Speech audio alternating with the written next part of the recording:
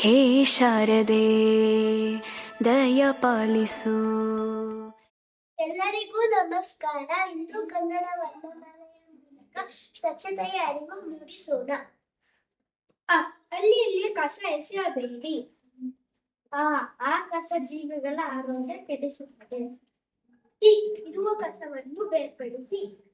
ಈ ರೀತಿಯ ಕಸ ವಿಲೇವಾರಿಗೆ ಸಹಾಯಕಾರಿ.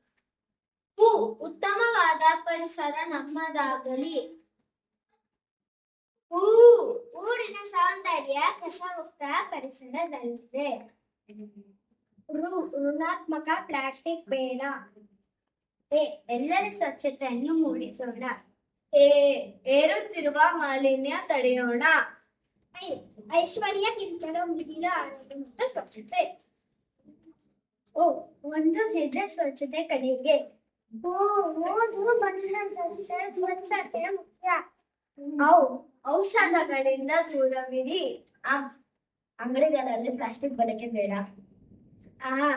ಸ್ವಚ್ಛತೆ ಸುಂದರ ಪರಿಸರ ನಮ್ಮದು.